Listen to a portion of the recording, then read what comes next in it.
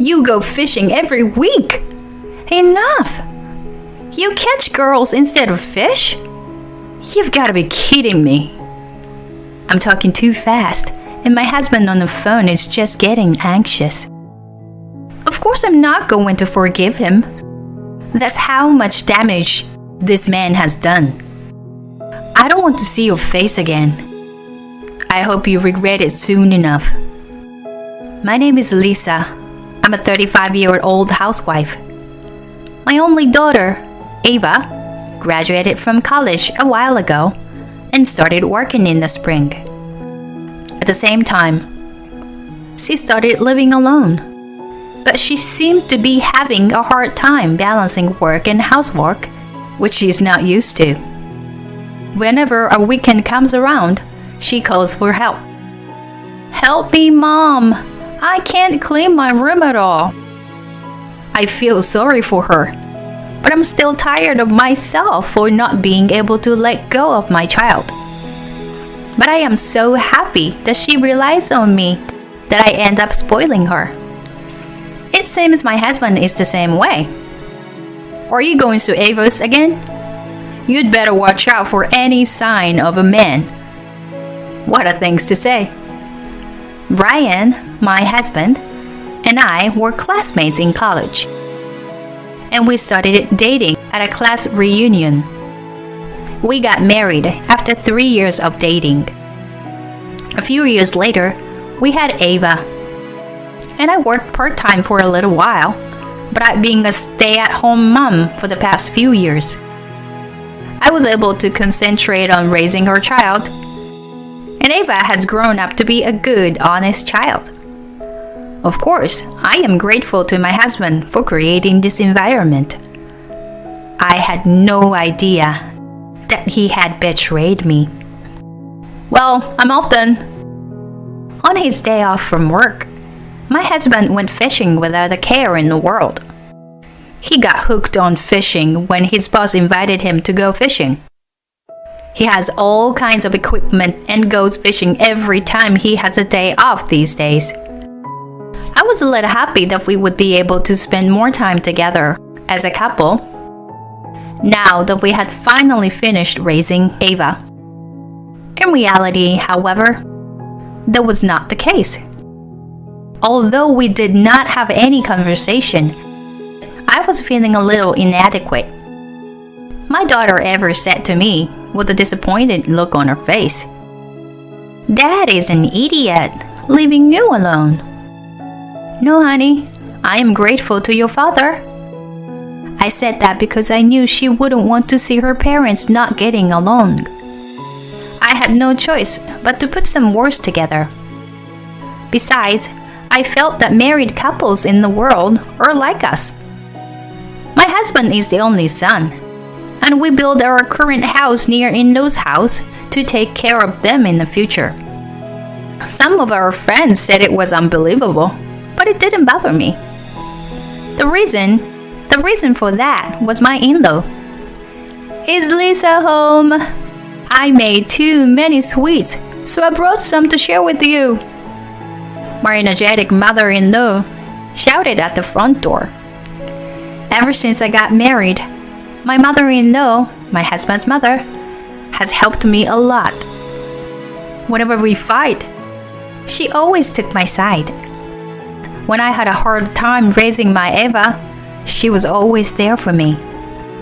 My father-in-law is the opposite of my mother-in-law, who has a calm and easygoing personality and speaks with a gruff voice. "Lisa, here are the sweets you told me you liked. I bought them. Let's eat them together." Sometimes he would visit us without his wife. My father-in-law is already retired. Recently, I have been enjoying having tea with my parents-in-law at their house.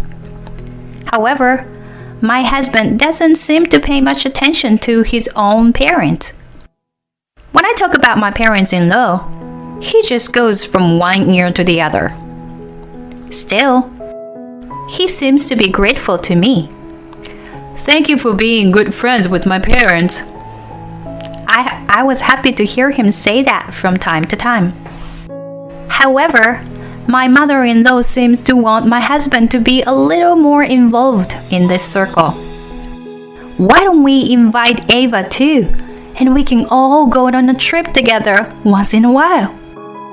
I thought it was cute for her to say so with a bit of mousy look on her face. My mother-in-law said that my husband was selfish. She says he's always had a weak temper, but he's always been stubborn. But just like my husband and I, she always seemed to love her child.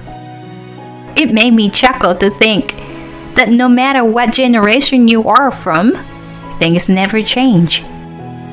Going for a trip. It's true. The last time we took a trip was when Ava was in middle school. Hey, how about a trip with your parents once in a while? I asked my husband about it at dinner. What? I can't. I'm too busy with work. Besides, I'm going to go to a fishing spot a little further away on my next vacation with my boss. With a sigh, he sweeps me off my feet. But I try to tell him, but in the end, have fun without me. And he tapped me on the shoulder and left. I didn't mean it that way. So I told my in-laws about it. Oh no, he is a total workaholic. Even if Lisa gives up on him, I will never take his side. Mother-in-law was laughing, but when I looked at her face, I could see she was still in shock and looked a little sad. These days, my husband is always working, just like my mother-in-law says. He used to participate in community service work without fail. For the past few years, I've been participating alone. Thanks to the proximity of my parents-in-law's house, I'm getting along well with my parents-in-law. I'm also gotten to know my neighbors very well. Many of them are elderly, so they love me like a daughter. Although my parents' home is far away from here, I am very thankful that I am able to live peacefully in a strange land. It was during these days that my daughter Ava called me out of the blue. Mom, look at this. Daddy is cheating on you. Ava, with an angry face, showed me a picture. It seems to have been uploaded on a social networking site. Ava's friend seems to be addicted to fishing these days. As I was looking at it, I found a small photo of my husband and a strange woman in the back of the picture. It was so small that I could barely make it out by zooming in. Maybe my daughter is suited to be a detective or something, I thought to myself. I looked at that enlarged photo and I breathed a sigh of relief. No, Ava. The woman here next to your dad is his boss. We've seen her at company events and other occasions, but for the past few years, only Brian and I have been able to attend. No wonder Ava doesn't remember her face. I'm sure, somewhere in my heart, I too had a slight suspicion that my husband was cheating on me. I remember feeling relieved from the bottom of my heart. Oh no! I thought it wrong. I pet my daughter's head, who looked a little embarrassed. I hugged her and said, "Thank you for worrying about me." No wonder Dad is so popular. He's got a big belly these days. My daughter giggles. My husband and my daughter has been talking less and less as she got older. But through me, they talk about how things were going with each other. He said something about me, how's Ava doing, and such. I was smiling at how much they were alike. Come to think of it, I haven't touched that social networking site recently. When I first joined, I used to enjoy posting pictures, but for the past few years, I've been completely neglecting it. When I opened the site for the first time in a while, I found it in a ridiculous state. What the hell is this? I immediately talked to my daughter about it.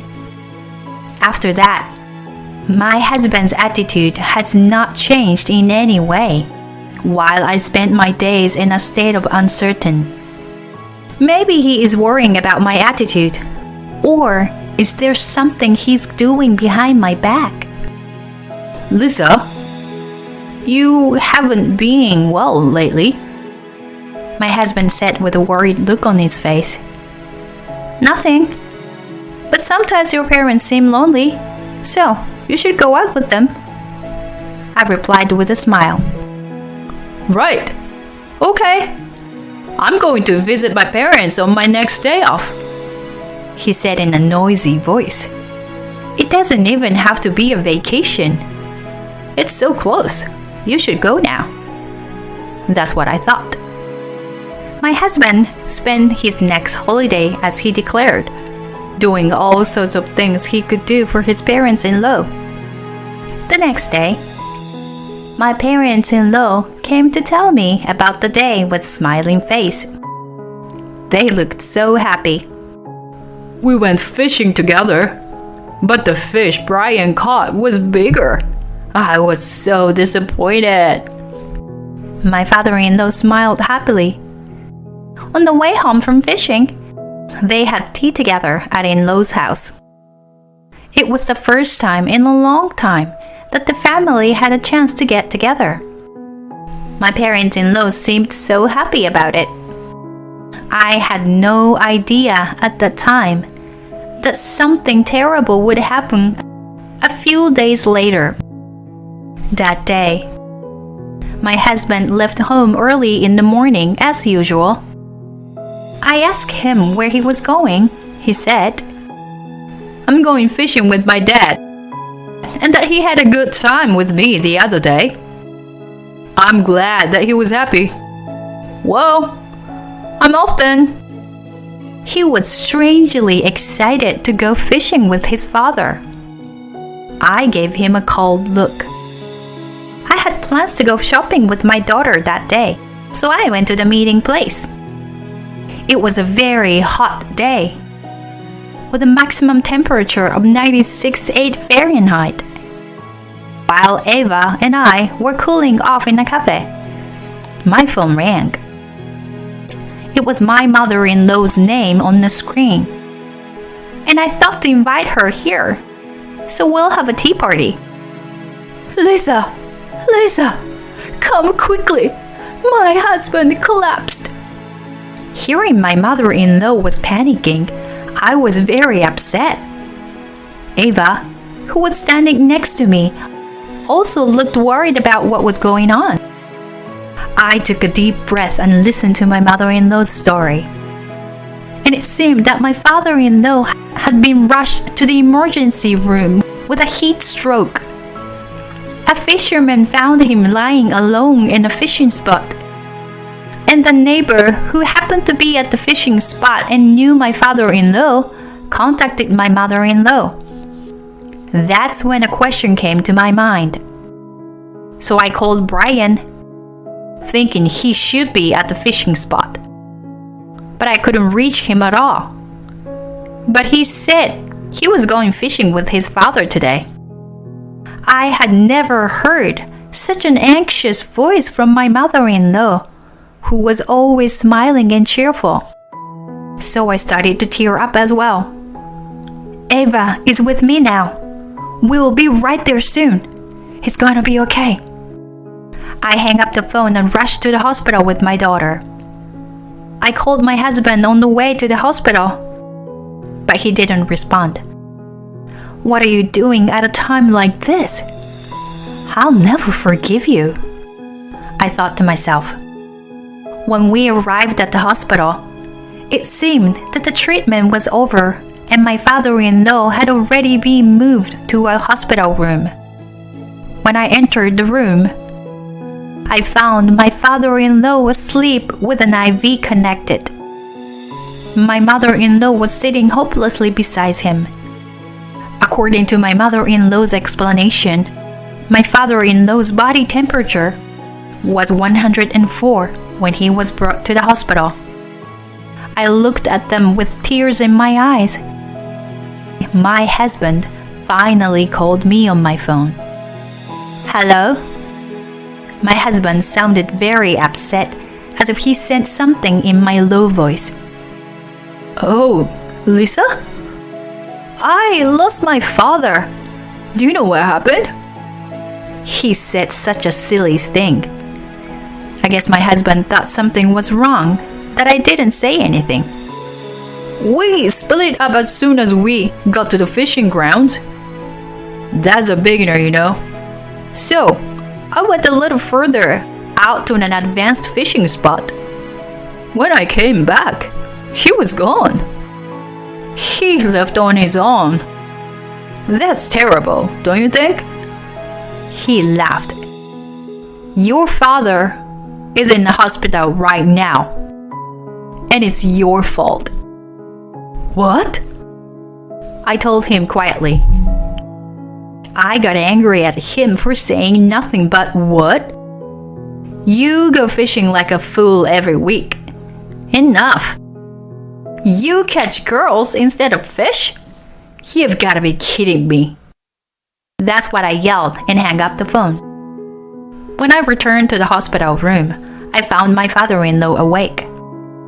He had recovered enough to have conversation with me. We were all relieved when the doctor told us that he would be in the hospital for a while, but he would be fine. According to my father-in-law, when they arrived at the fishing spot, my husband immediately told him to look after his belongings and disappeared. When Brian didn't come back for a while, father-in-law went back to the car and the car was there. So, my father-in-law waited at the fishing spot. He said he started to feel sick, and the next thing he knew, he was in the hospital bed. I was really angry because that's not at all what my husband told me. When I got home from the hospital, the lights were on in the house, which meant my husband was home. When I entered the room with my mother-in-law and my daughter, we were surprised to find our eyes rolled back in our head, because there were my husband and a woman we didn't recognize. Hey guys, my husband awkwardly spoke to us, but of course I ignored him. May I ask who you are? I said to the woman. I'm sorry. It's taken me so long to greet you, but my name is Vanessa, and I am your husband's subordinate. Your husband is a really good boss to me. He told me how to fish again today, and I never expected. My husband looked at the woman, who bowed deeply to me with a sense of apprehension. Are you crazy? And this woman thinks I am an idiot. I don't know what my husband does for you as a boss, but please, leave. My daughter Ava seems to have reached her limit when she saw the woman's miffed face at my words. Leave already. It's obvious that you guys were having an affair. I have been monitoring Mom's social networking site. You nasty creep. Ava was right. I opened my social networking site for the first time in a long time and found it filled with likes from a woman I didn't know. And it was all done only on photos that showed my husband Brian. It was this Vanessa girl who liked the photo every time. I knew it because of her icon. I've been made a fool of. At Ava's words, Vanessa started giggling. Ma'am, that's why I want you to leave Brian as soon as possible. I almost grabbed her when she said that. But as I held down the thoughts, I realized that this woman was not worth it. My mother-in-law brought a knife from the kitchen and yelled, "Get out of here! Both of you! This is a nightmare!" And while Vanessa said so, my husband was yelling at us saying, "What the hell? What's the big deal? It was just an affair. Besides, you, Lisa, who do you think you owe your life to?" My husband with a smug look on his face, and the cheating partner who was giving me an evil look on her face. I can no longer be bothered to deal with them. It must be thanks to me. I do the shopping, I do the cooking. It's all thanks to me that we get to eat every day. My husband might think I would cry in frustration, so he couldn't say anything. Well, anyway, I'm divorcing you. A woman like you who's never worked a day. You should know the harshness of the real world. He said this with a look of triumph on his face. So, I divorced my husband and went to live with my daughter for a while.